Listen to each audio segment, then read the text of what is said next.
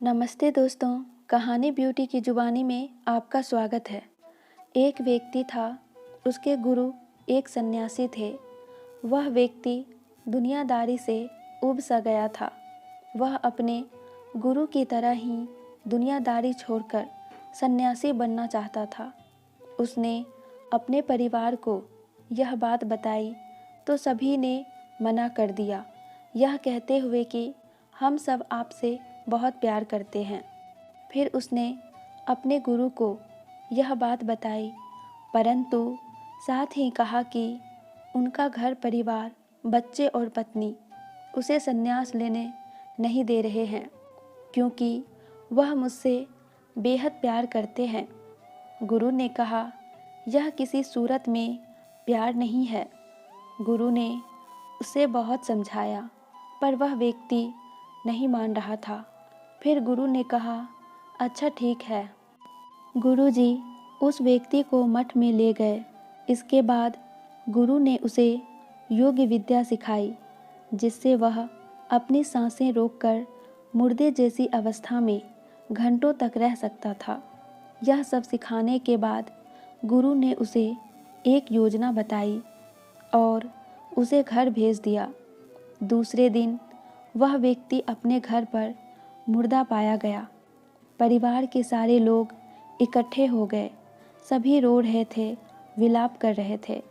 वही उसकी पत्नी सबसे ज़्यादा दुखी हो रही थी। पूरे घर में कोहराम मच गया था। सभी की आंखें नम थी। वह व्यक्ति मुर्दा अवस्था में था, मगर योग अभ्यास से आसपास के माहौल को महसूस कर सकता था और सुन सकता था। उसे बड़ा सुकून मिला कि उसका परिवार उसे कितना प्यार करते हैं। अंततः उसने संन्यास का इरादा त्यागने का फैसला कर लिया। कुछ ही देर बाद उस व्यक्ति के गुरु वहां पहुँचे। गुरु ने सभी को शांत किया और अपने शिष्य के परे सबको देखा।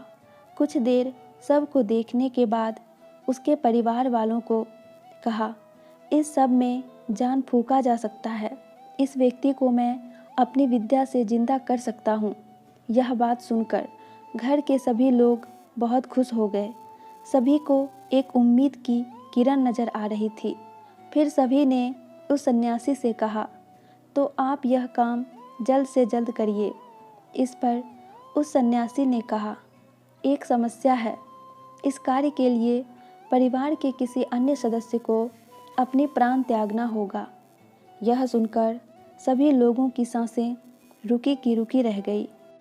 सभी ने एक दूसरे को देखा। सन्यासी ने परिवार के सभी सदस्यों से एक एक कर पूछा, पर किसी ने भी हाँ नहीं कहा। सभी ने अपनी जान की ज़रूरत बताई और अपनी जिम्मेदारी भी। सन्यासी ने फिर उस व्यक्ति के पत्नी से कहा, अगर यह नहीं रहे तो तुम कैसे जियोगी? उसकी पत्नी ने तुरंत जवाब दिया, मैं इनके बगैर भी जी लूँगी। गुरु ने उस व्यक्ति के बच्चे से भी यही सवाल किया। उनका भी जवाब नहीं थी। फिर यही सवाल उस व्यक्ति के माता पिता से किया। उनका भी जवाब एक ही था।